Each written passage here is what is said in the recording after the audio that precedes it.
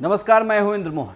प्रवासी मजदूर ना घर के ना घाट के, अगर ऐसे कहें तो इसमें कोई अतिशयोक्ति नहीं होगी, क्योंकि जब तक वो दूसरे राज्य में थे और लॉकडाउन था तब तक कोई भी पूछने वाला नहीं था उन्हें।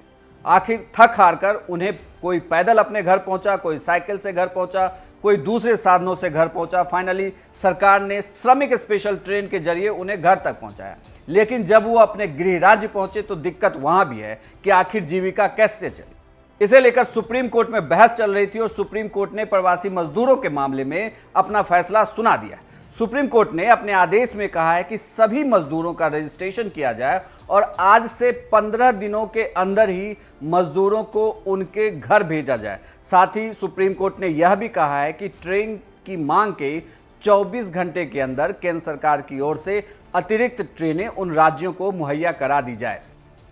सुप्रीम कोर्ट ने राज्य सरकारों से कहा है कि प्रवासी मजदूरों के लिए आपको काउंसलिंग सेंटर भी बनाना होगा। उनका डेटा इकट्ठा किया जाए जो गांव स्तर पर और ब्लॉक स्तर पर हो। इसके साथ ही उनके स्किल की भी मैपिंग की जाए जिससे रोजगार देने में मदद हो सके। अगर मजदूर वापस काम पर लौटना चाहते हैं तो इसके लिए भी राज्य सरकारें मदद करें।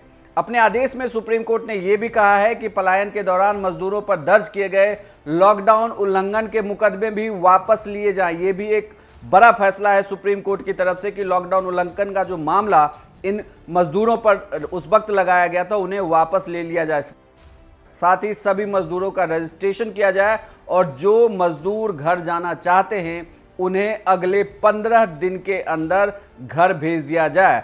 अगर कोई भी राज्य सरकार अतिरिक्त ट्रेन की मांग करती है तो केंद्र सरकार 24 घंटे के अंदर इस मांग को पूरी कर दे।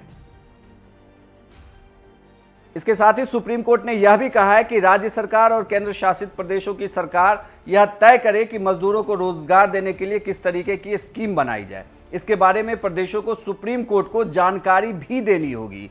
सुप्रीम कोर्ट ने कहा है कि मजदूरों को सभी स्कीम का लाभ दिया जाए और स्कीमों के बारे में मजदूरों को बताया भी जाए। तो सुप्रीम कोर्ट का यह बड़ा फैसला है प्रवासी मजदूरों के लिए। अब देखना यह होगा कि क्या इससे जो मजदूर कहीं दूसरे राज्यों में फंसे हुए हैं या जो अपने राज्य वापस लौट आए हैं, क्या उन्हें कोई मदद मिल भी पाती है या नहीं।